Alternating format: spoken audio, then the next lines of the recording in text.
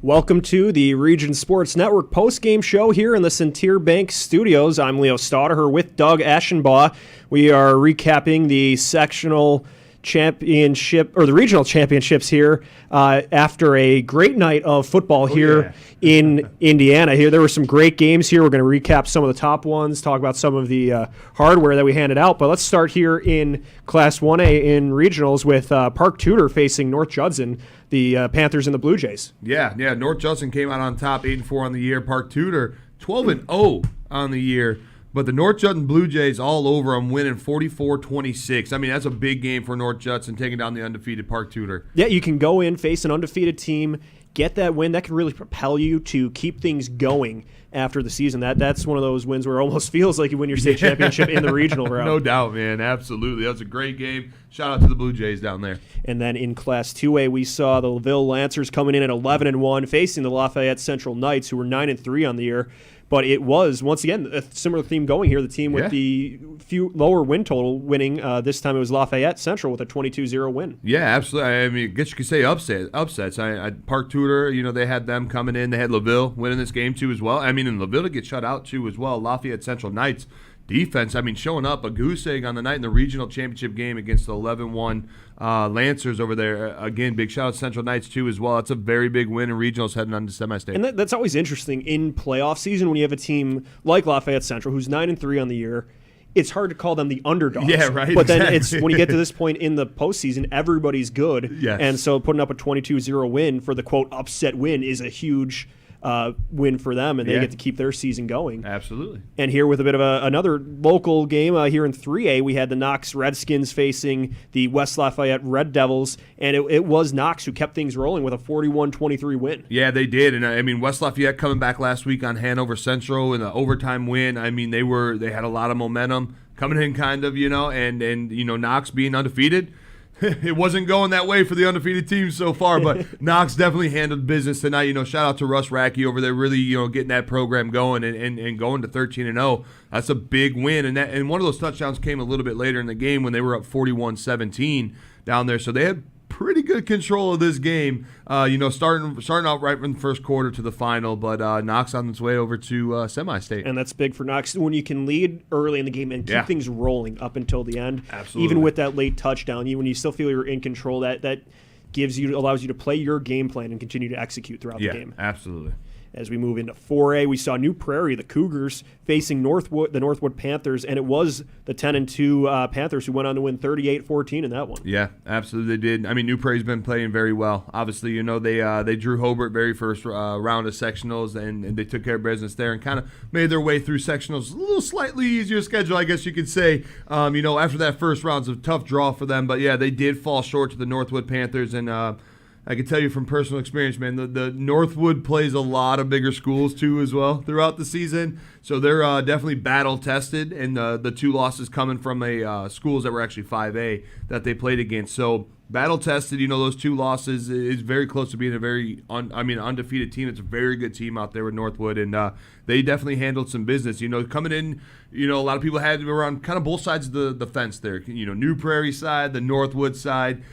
These are two powerhouse offenses, I can tell you that. They score a lot of points, and for Northwood to only allow 14 tonight is a big testament to their defense out there. You talk about Northwood facing a couple 5A schools early in the season. That's why you do that with the schedule. So when you get into games like tonight where you're battle-tested, where you faced where you're kind of punching up, but then it helps you in the postseason. And that's what it's all about, is being ready for games in October and November. That's it. Exactly right. As we go into 5A, these are the games that have some implications here at the Region Sports Network as we get into Mishawaka, the Cavemen going on to face the Fort Wayne Snyder Panthers. And this one came down to the wire. It did. It did. Fort Wayne winning 19-18 on a last-second 41-yard field goal. Yes. Last-second field goals will be something we discuss a little bit later as well, but in this game, this one helped put the Panthers on top. Yeah, it did. 41-yard field goal, last second, a lot of nerves. That's a big play for a high school kicker, I can tell you that. And to come up big for his team, again, that's a big shot. You know, people say 41. They see it on TV all the time. Oh, it's easy. No, trust me. 41-yard field goals is a pretty far field goal. Especially in high school, there's a lot of factors. It's a whole execution from snap, hold to kick, then the blocking up front. There's a lot of things that could go wrong and a lot that needs to go right in order to execute that, especially in crunch time. Absolutely, and all things went right, and Fort Wayne Snyder Panthers closed that out, like you said, with the 19-18 win over Mishawaka. And to the next 5A regional championship, we go to Valparaiso against Maraville. The Vikings on the road here, and it was the home team, the Pirates, getting the 24-20 win. This one was another one of those instant classics where the defending 5A champs saw their season end. Yeah, it did, and again, it came down to the very last play. You know, Valpo had the ball. They were on their, I believe, about 16-yard line is what it was. Came down the last play, and they actually threw, and the receiver had it in the end zone, but the Maraville defender, he laid a very good hit and was able to get that ball out, and ultimately, obviously, Maraville winning the game overall. But like you said, instant classic, coming down to the very last play of the game. It was a remarkable game to watch. I know we were seeing bits and pieces and watching the end, and it was exciting to watch. You know, Maraville's been playing some very good defense lately, and that's been kind of their theme for the playoffs. And after their loss to Crown Point, even, that you really saw their defense start stepping up, and you thought this part of the side of the ball is going to be very special, and they're showing it right now in playoffs. Especially against a Valparaiso team that runs the ball so well. Yes. With Justin Clark at quarterback, with Davis at running back, they can really – and it's assignment football, too. With two running threats like that, it's hard to defend against. So Maraville being able to step up and get that against a battle-tested Valparaiso team, a team that won 5A state last year. So with a bulk of that team returning, that was most of those players were juniors when they won state last year. They returned a senior-heavy squad. So to get a home playoff win against a tough Valparaiso team really speaks about how far Maraville could keep going. It is, absolutely. And Valpo is one of those teams, too, that really likes to control the clock. So their drives are very long because they like to run the ball so well. So when, you know, kudos to Maraville being able to take advantage of when they did have the ball and actually scoring, right? Didn't have many 3-and-outs. You know, they didn't turn the ball over as well. So it was more of the, hey, what can I do with the time that I got the ball? Because Valpo's keeping it on the offensive side, and they came out on top tonight. Yeah, and when you have a team like Valpo that's going to hold on to the ball that long, you know you're going to get fewer cracks at getting the ball offensively, so you really have to execute on those and make the most of those opportunities. As the Pirates keep going, they will now face Fort Wayne Snyder, and that will be a pretty big that's going to be another heavyweight battle we're talking about right there. And they're going to be traveling out to Fort Wayne Snyder actually, so it's possibly too as well. It may be a Saturday game. Yeah. Sometimes when we go and the region travels out to Fort Wayne and we got a longer drive and an hour ahead. Normally, sometimes they'll move that over to a Saturday game. So be on the lookout for that. It could be on Saturday. As we get into 6A now, let's start with Hamilton Southeastern, the Royals facing the Shamrocks of Westfield. This was another close game. This one we were getting updates at the end of our broadcast, but it was the Shamrocks winning 24-21, punching their ticket to the next round. They did, yeah. And Hamilton Southeastern was up 14-10 at halftime. And after halftime, it just kind of flipped over to Westfield. It ended up being 21-24 at the end of the third. It was a scoreless fourth quarter. But those two scores to Hamilton Southeastern's only one is what really propelled them, obviously, to take over the win. But, I mean, they were rolling. I mean, both teams were rolling. They were scoring in the first, second, and third quarter. And all of a sudden, the fourth, like, the defense was like, nah, no more scoring at all. It's not going to happen. So how it ended in the third is exactly how it ended in the fourth and the final, and that's with Westfield coming out on top, like you said, 24-21. Turning into that defensive battle in the fourth where you just had to buckle it down, and neither team was really able to put anything on the board. Those can be, as a fan, those can be tough games to watch where you're just living and dying on every possession. Yes. It's one of those crazy games. And talk about another wild game, another instant classic we saw here. The game we called was the Crown Point playing at Penn, the Bulldogs defeating the Kingsmen 34-33. This game had a little bit of everything. Where should we start with this one? Yeah, I mean, it really did. And I think where we start with is how you called it, Leo, at halftime was special teams play. Yeah. I mean, we had a blocked extra point, a missed extra point, a bad snap on an extra point that really played effect into this game. Yeah. I mean, it did. And then, you know, obviously Crown Point really relied on Larry Ellison a lot. He did a great job tonight out of that Wildcat formation. They really leaned on him in those last two drives to eat up some clock. They scored on the second to last drive, but they also, on the last drive that they had, I mean, they were in the Wildcat formation. They never got out of it. Yeah. They just basically said, Larry Ellison, run power left, power right, and get his first downs, and that's exactly what he was doing. And obviously, he played a very, very big role in sealing that game for Crown Point. And that's what makes Crown Point so deep is there's so many different ways they can beat you. Yeah. Where you have a talented quarterback in Noah Ehrlich, you have a lot of threats at receiver, that defense forces all kinds of takeaways. But then tonight it was Larry Ellison's game, and he delivered his team to a regional championship. Yeah, he did. And he did it with his feet too as well. I mean, we saw him on some read option plays. He was able to get outside. He took one for about 25, 30 yards too as well that put his team in scoring position. But being able to extend plays is crucial, and watching him be able to move up in a pocket, move out of a pocket, extend the pocket, he was doing it all night. And even if it was short throws or long throws down the field, he was making it happen, and I don't think he took a sack all night. Yeah, and I mean, talking about his counterpart on the other side, Nolan McCullough for Penn, being able to really do a good job. In the second half, he was tasked with running the ball a lot more, and Penn got the ball on their own 4-yard line or so and had to drive down with no timeouts in the end, and they got down into field goal range with about 19 seconds left, tried kicking the field goal for the win, and it was no good. We're not sure if it was tipped or not. Yeah, it was hard to see if it was tipped or not, but close call. I think it had to have been tipped. The way it kind of came back down, I think it was, but yeah, you're right. We couldn't see it on the video, but yeah, I mean, McCullough, I mean, that was a minute 42 seconds left, and you got no timeouts, and you're tasked to go down the field to get in scoring position, and that's exactly what he did. I mean, he really put the team on his back to put them in a position to win.